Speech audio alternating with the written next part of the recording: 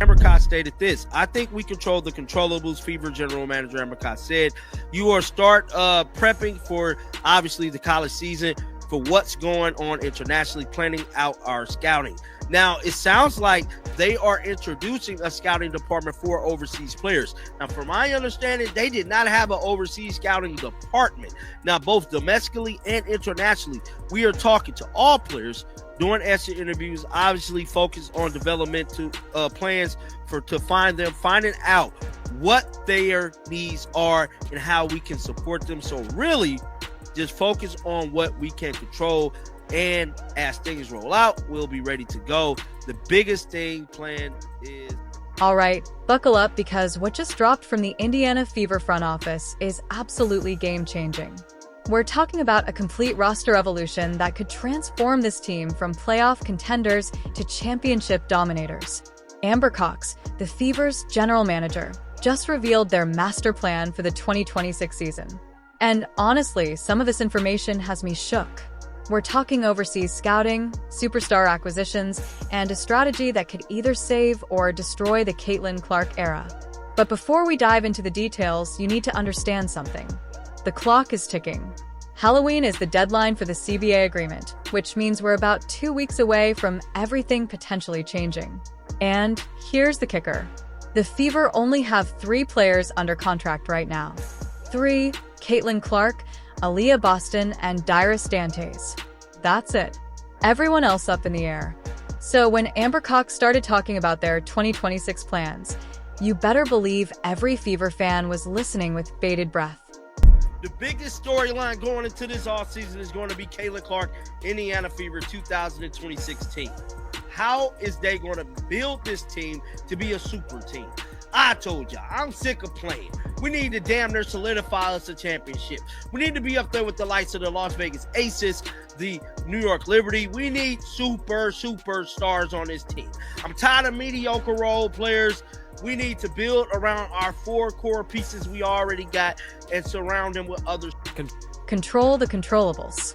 That's Amber Cox's mantra right now.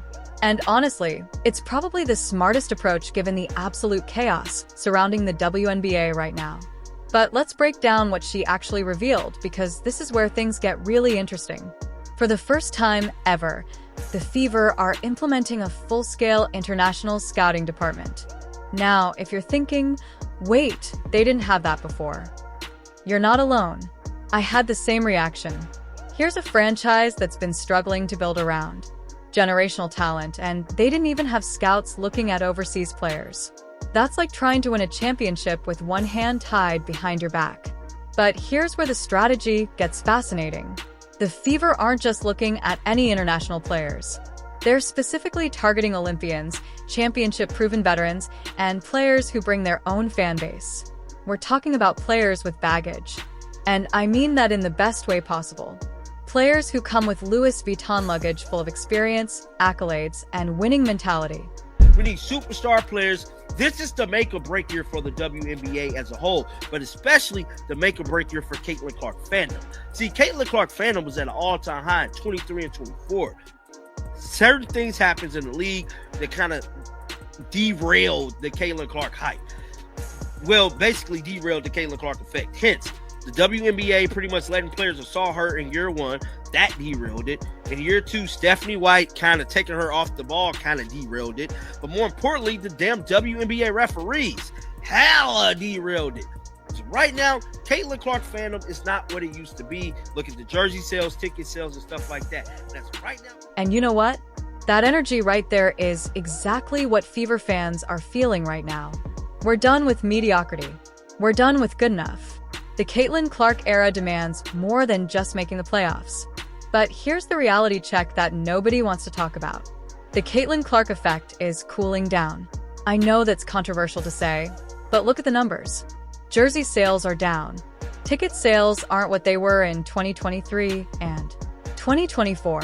The hype that surrounded her rookie season has been dampened by questionable coaching decisions, referee controversies, and a supporting cast that frankly wasn't championship caliber. Year 1, we watched Caitlin get physically abused on the court with minimal protection from refs. Year 2, Stephanie White took the ball out of her hands for stretches, which baffled everyone. Now, we're heading into what could be the make or break hack year for the entire Caitlin Clark phenomenon, and the Fever front office knows it. They absolutely know it. Which are super max salaries. So core is like what they did with Kelsey Mitchell last year. I'm pretty sure they're going to core her again. Say core years, which are super max salaries in exchange for exclusive negotiation rights, could go away entirely, prioritizing which gives the WNBA priority over the league stat side and overseas alike. Could become stricter or more lenient. The college draft rules could also be simplified, possibly allowing USA players to enter the WNBA without needing 4 years of college. So they could essentially try out for the team. I never knew that. See, y'all, I'm new to this. So I didn't know that you need 4 years of college to even play in the W, which is crazy. That's the harsh truth right there. The Fever need to act decisively and quickly. But let's talk about the elephant in the room, the expansion draft. Not one, but two new teams are joining the WNBA in 2026, the Portland Fire and the Toronto Tempo. Remember what happened with the Golden State Valkyries expansion draft? The Fever lost Tempok Bentley, who then went on to ball out in Golden State. That decision haunts this franchise. They didn't protect the right players, and they paid for it. Now they have to navigate two expansion drafts while simultaneously trying to build a super team. The complexity here is insane. They can only protect a certain number of players, which means some valuable pieces might get poached. This is why the Kelsey Mitchell situation is so critical right now. Nearly solidified them winning a championship. I'm tired of this debating back and forth. Players this, players that, players missing shots, missing. I don't want none of that. I want Olympians, superstar players, and more importantly, experience. Now, we seen last year, they brought experienced players in like DeWanna Bonner, Natasha Howard. Natasha Howard showed up at times. DeWanna Bonner was just completely out of the fight. Nigga got so bad, Stephanie White had to bench her, essentially why she quit the team. Now, with that being said, we need to get some overseas players. Did you catch that? Core designations might go away entirely. For those who don't know, the core designation is what the Fever used on Kelsey Mitchell last year. Basically, a franchise tag that keeps a player with the team at a supermax salary. If that goes away, Mitchell becomes an unrestricted free agent with zero strings attached. She could walk to New York, Las Vegas, or anywhere else that offers her a better championship opportunity. And honestly, can you blame her if she did? Mitchell has been loyal to Indiana through some rough years. She's earned the right to choose her destiny. But here's what makes this fascinating. Both Mitchell and Lexi Hall have indicated they want to return to Indiana. That's who, despite all the chaos, despite the uncertainty, they believe in what's being built around Caitlin Clark. That's the kind of loyalty and belief that championships are built on. But the Fever have to capitalize on it now. Be dominant players. Now, we seen Emma Messerschmidt come and she had high hopes, but fortunately she didn't do too good with the New York Liberty, but I feel like they just had her in a totally different role. If she was playing her normal role, she would have balled out with them, but that's neither here or there. But I'm telling you right now, we need to open up the recruiting for overseas players as well. But just like I stated, man, some news has come out from the Indy Star. Preach. This is exactly the mentality the Fever need to adopt. No more moral victories. No more we're building something special platitudes. It's time to win. Period. And you know what? The blueprint is right there. Look at what Las Vegas did. They surrounded Aho Wilson with veterans like Candace Parker and Chelsea Gray. Look at New York. They built a super team with Brianna Stewart, Sabrina Ionescu, and John Quell Jones. These teams didn't mess around with potential and development. They went all in on winning immediately. The Fever have the centerpiece in Caitlin Clark. They have the foundation with Aaliyah Boston. Now, they need to add the finishing touches. But here's where the overseas scouting becomes crucial. Some of the best players in the WNBA are international stars who bring a different level of basketball IQ and experience. Think about players like Brianna Stewart, who played overseas, or Courtney Vanderloot or Emma Myman. These players understand winning at the highest level. They are going to navigate through the 2026 season.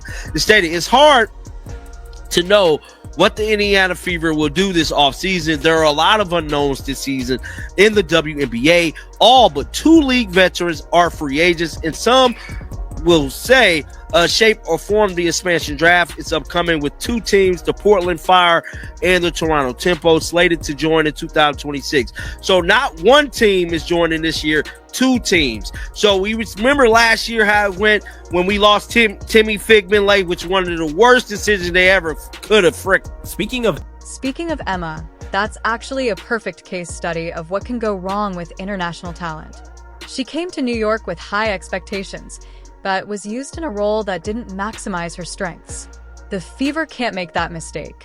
When they bring in international players, and trust me, they will, those players need to be put in positions to succeed. They need to fit the system that maximizes Caitlin Clark's playmaking ability. Think about it. Clark is one of the best passers in basketball. Period. She needs shooters, cutters, and smart players who can read the game. International players often excel in exactly those areas because European basketball emphasizes fundamentals in team play. This is why the overseas scouting department is so critical. The Fever need to identify players who complement Clark's style, not just big names who might clash with the system.